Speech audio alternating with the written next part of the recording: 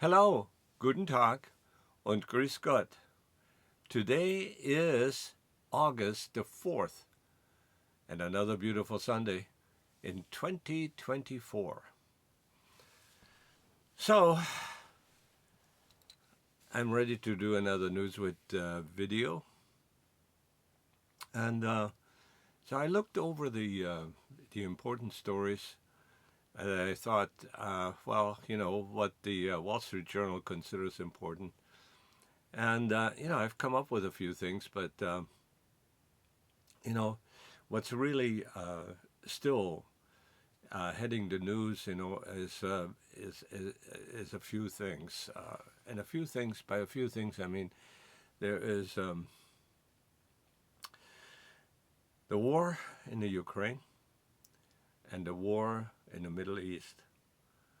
So very recently, we had a visit from the president or premier, and I'm not sure, about the Israeli parliament and what they call it, but anyway, Benjamin Netanyahu came to the United States for a visit recently, and he came to the airport, and dignitaries and leaders of nations are normally met by the president or some really high official, maybe the vice president, but neither Harris nor Biden was there to greet him at the airport.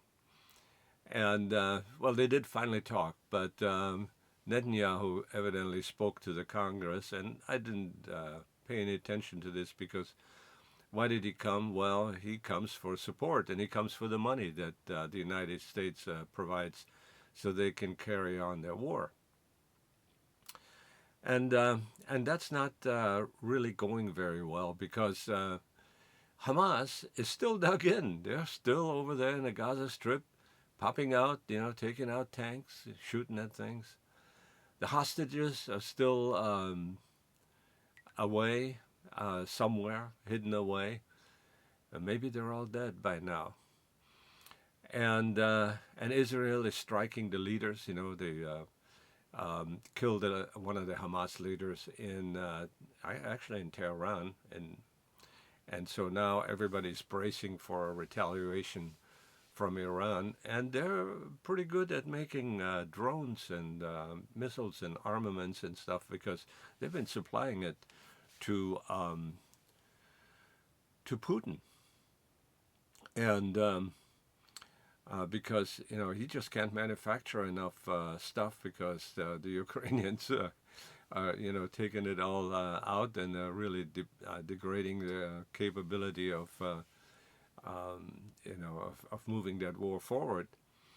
And so they have to arm up, and that's the reason Putin goes to visit with China, and he goes to visit with Kim Jong-un. And so he's basically visiting the people that are not very friendly to the United States in hopes that they will be friendly to him and provide him with armaments and supplies and so forth.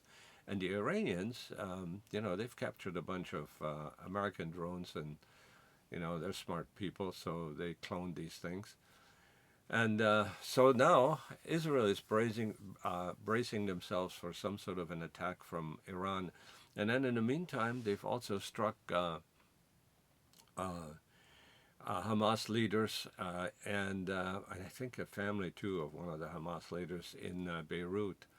And so now they got Hezbollah also attacking them. Of course, Hezbollah has already been attacking them because the reason that Israel actually, struck inside of Beirut is because Hezbollah has been shooting from inside of Lebanon, and they happened to hit a soccer game, and they killed a bunch of kids, so right there in the Golan Heights.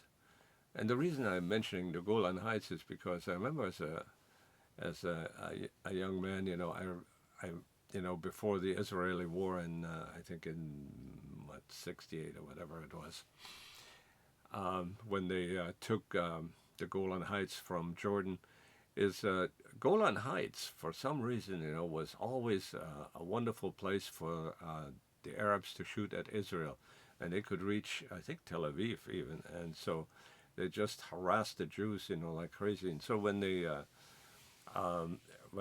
Arabs attacked Israel in order to wipe them out, and Israel won, they took a bunch of territory back, and the Golan Heights was among them. So they took, the West Bank, and which wasn't given to them by the United Nations. I mean, that was all. At that time, it was called Transjordan, and they just occupied it because they had the firepower to do it.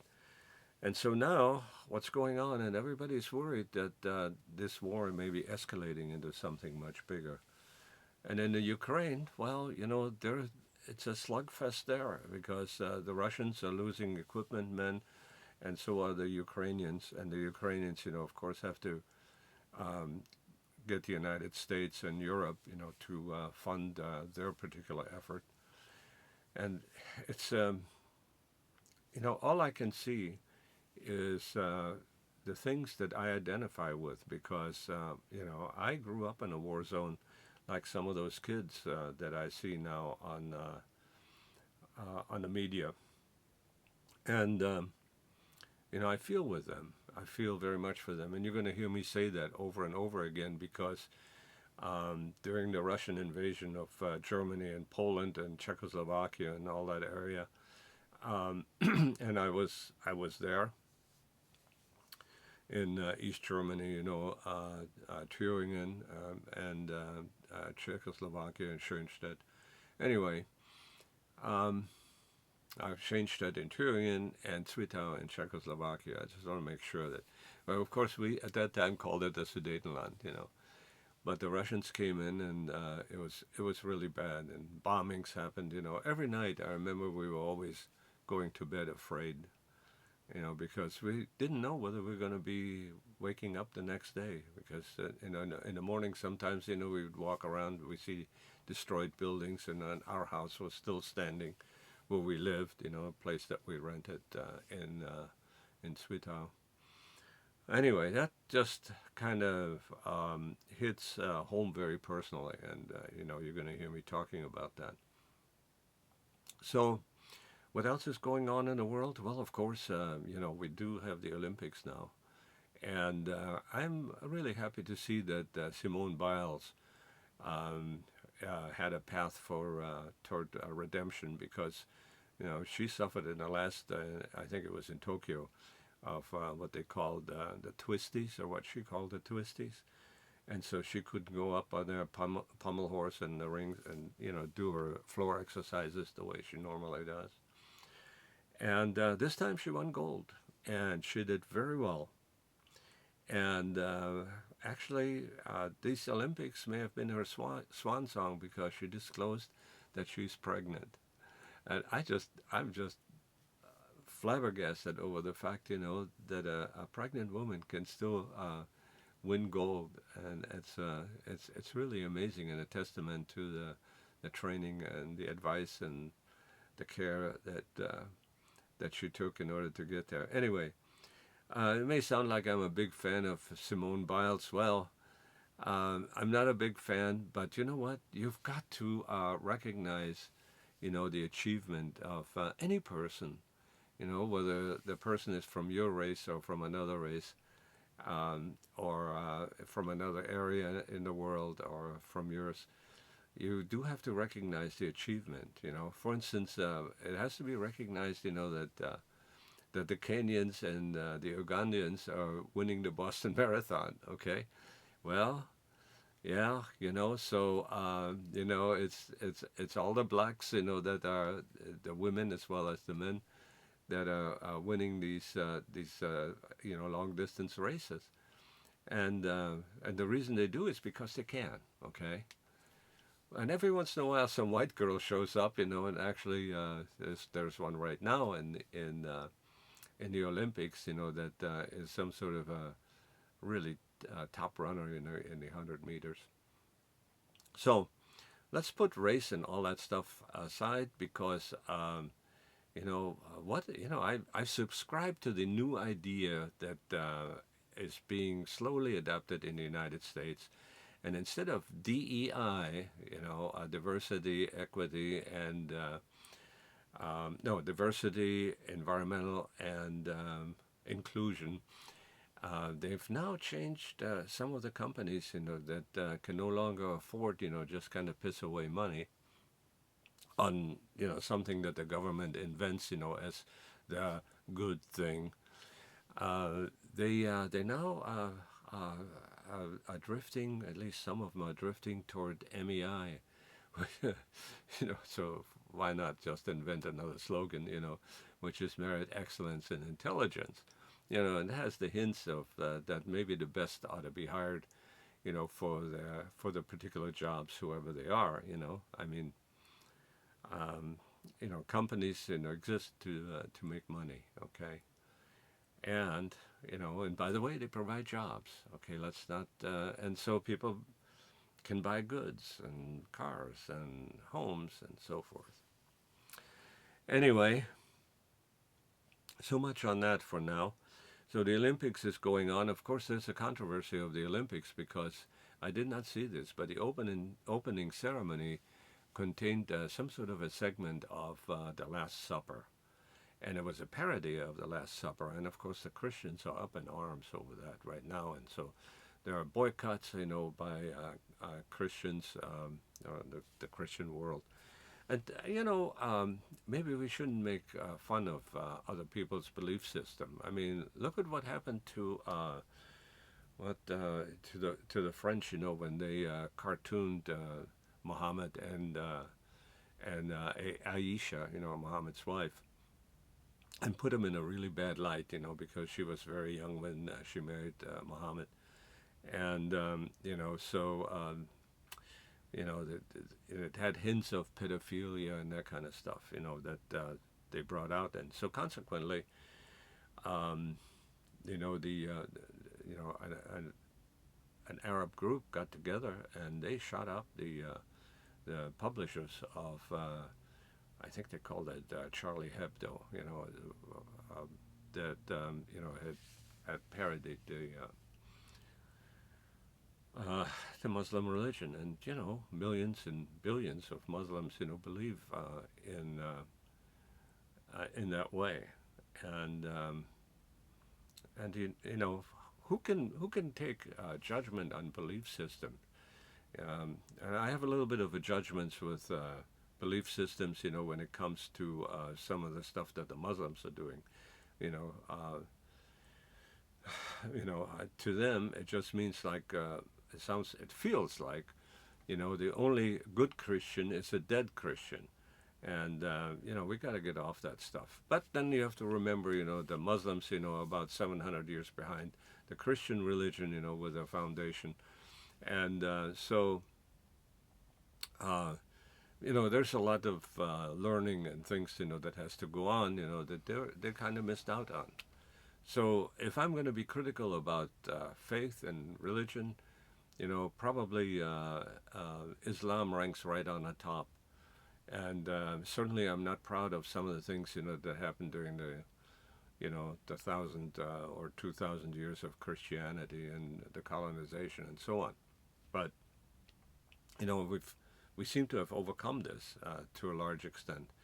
And I'm hoping that they also overcome that. And I think, when we're talking about Muslims, of course, not all Muslims, are terrorists and so on. So there's that.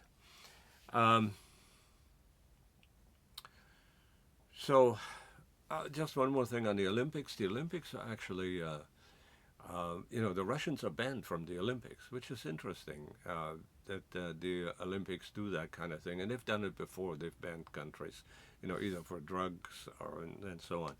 So the Russians right now are banned, and I'm not sure whether it's because of the Ukraine war, and it could be, or whether it's still the ban because of their non-adherence to no drug issues, no enhanced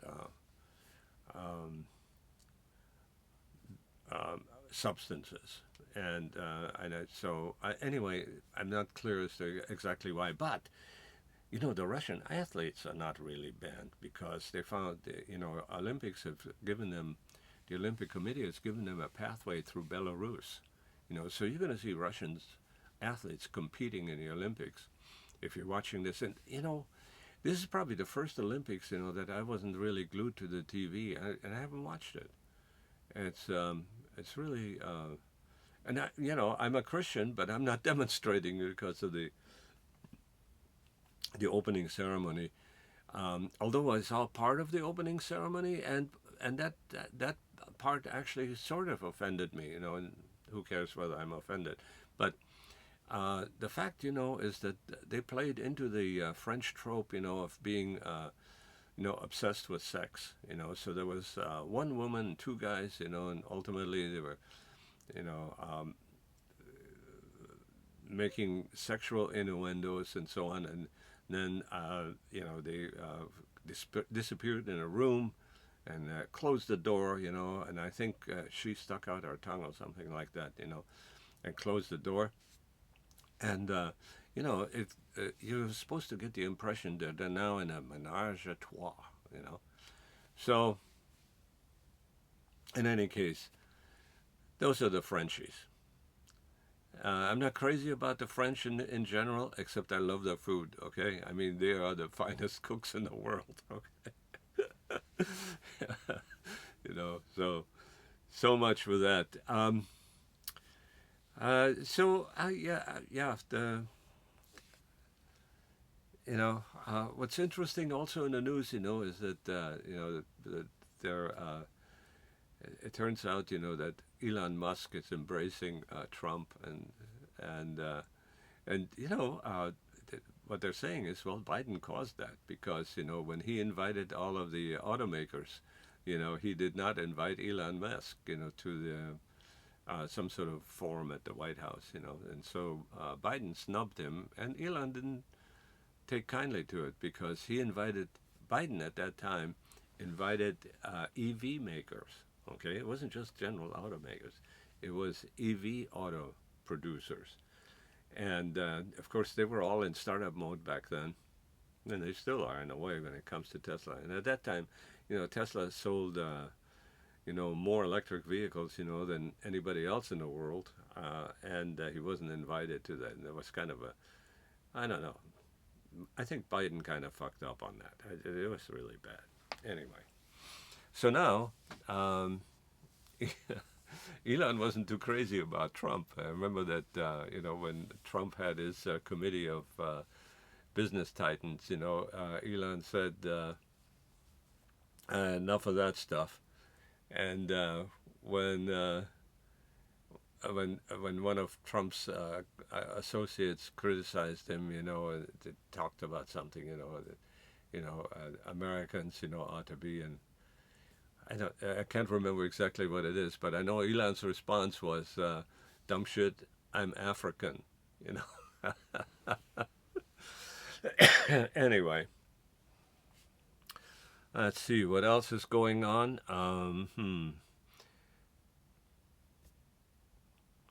Okay.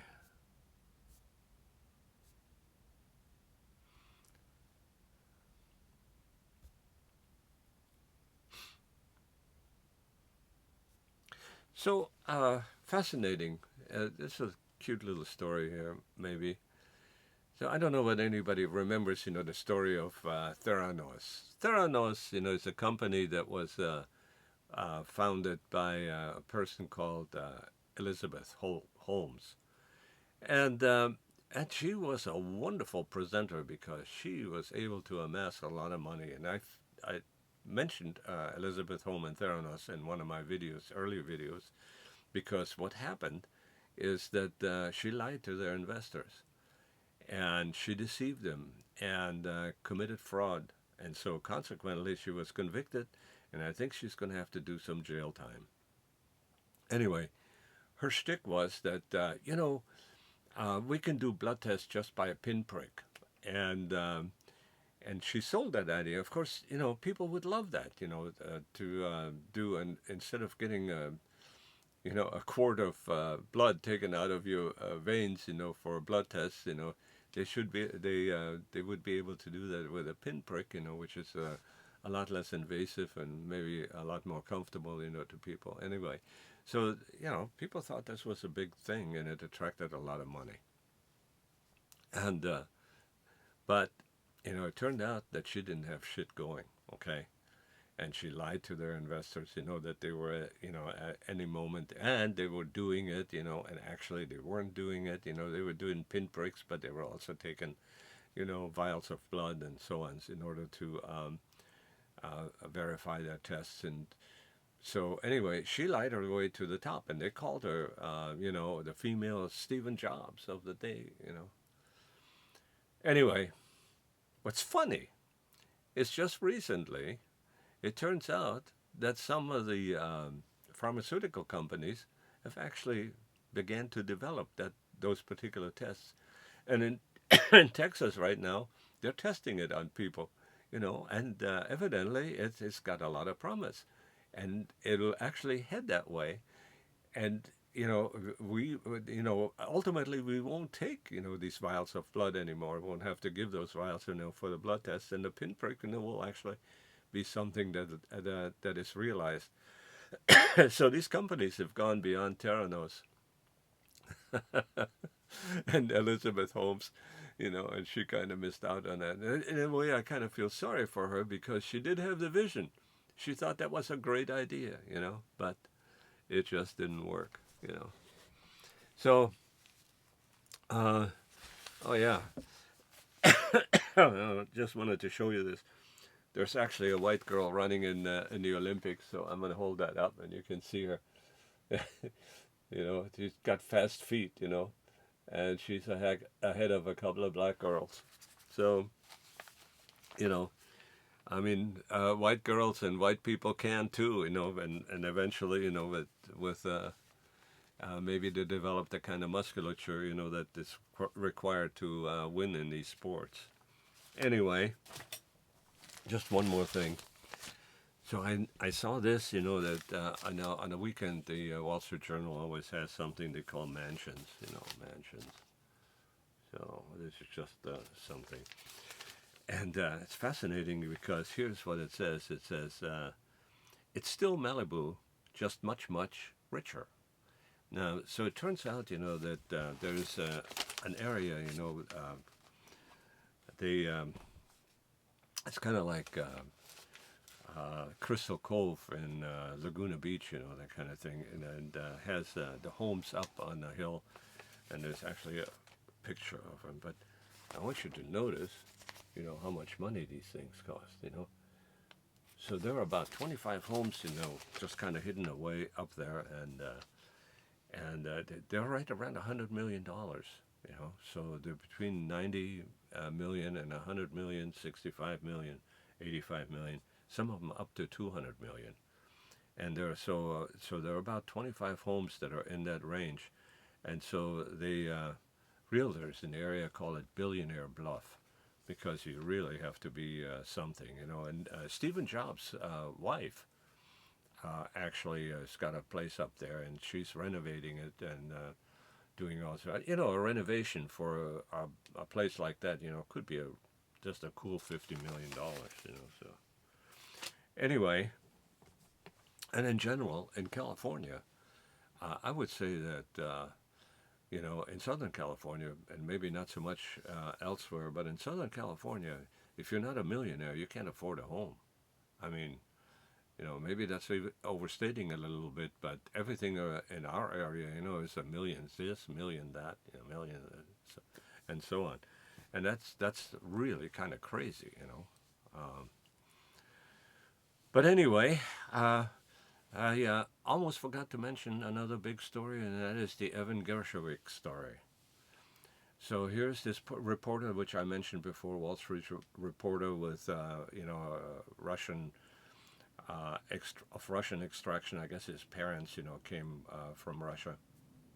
And he's been hanging out in Russia, and he's fluent in Russia, and he's got friends in Russia. And he was a reporter for Wall Street Journal, and of course, he got in trouble with the government, and they arrested him, and they held him now. And I think it's been well over a year that they held him, But anyway, he and approximately 10 others, were just released in a prisoner exchange, which is which is a good thing, or maybe a bad thing, because some of the guys that we had to let go to Russia, were assassins and really bad guys. And the Wall Street Journal always called Evan Gershwin as wrongly convicted, wrongly accused, and falsely imprisoned, and so on. So it was always, when they talked about prison conviction, law breaking, it was always with the lead word of falsely, wrongly, and that kind of thing. So we're given the impression, that this guy was out there just kind of really innocently trying to report on things. And in a way he was. In a way he was, because when he went back to Russia recently, he was sent by the Wall Street Journal to do reporting on Russia, because at that time when he went there, reporters evidently were still welcome. What they were not welcome to do is to criticize the government. Okay, so of course, maybe he didn't know that, and in order to make a really harsh or benign judgment on this, I don't have enough information, but I'll give you what I know. And what I know is that when he came back to Russia a few months ago, before he was arrested, the first thing he did is he started to visit some of his old friends and the bars and dives, and he started to inquire about the Russian war machine manufacturing. And what he wanted to do is report on the fact of how good they were in repurposing World War II and old tanks in order to fight in the Ukraine, and how good they were at repurposing them and outfitting them. Outdated tanks that were removed, from frontline fighting for some time ago, but they were running out with their good stuff, so now they're repurposing and remanufacturing, war equipment that has been in storage, and that's what you do. Anyway, he wanted to report on this, so he started asking questions about manufacturing of these, repurposing these tanks. He wanted to report on the fact, and according to the journal, of how good the Russians were at doing this. Well, when he asked those questions, that's why he got arrested, because that's what gave the Russians the reason for accusing him of spying. Now, there may have been some other things involved, but let me tell you, when the Wall Street Journal says, "Oh, completely innocent" and all that, I'm skeptical as soon as I'm told by the press, hey, this is the truth. Okay, we no longer have Walter Cronkite, so, and I wasn't too sure about him, but anyway. Yeah, so that's the story, and of course now he gets to come home, and what he allegedly said is, he asked Putin whether he could interview him before he goes home, and Putin declined graciously. Uh, anyway, but it sounds like Gershwin is quite a character, and I'm really glad he survived, because I tell you, I have. Personal second-hand information or first-hand information from my grandfather as to what goes on in those gulags out there, in Siberia. And I've talked about it before, and I may talk about it again because it's really fascinating. It's how people can be treated, and how badly people can be treated is, the Irish would say, beyond the pale, right? Anyway, I think this is just about it for my video, and I hope you enjoyed my rant, about what's going on, and maybe I haven't found all of the really important things, because hey, first page news on the Wall Street Journal is something like this, grown-ups going in places and vacations to catch Pokemon. So there's a story about this woman waking up her husband at 3 o'clock in the morning and says, somewhere in San Diego, near the Mexican border, there's this Hashikawa, uh, Hashikawa Pokemon, and so they're out there with their phones, to catch the Pokemon.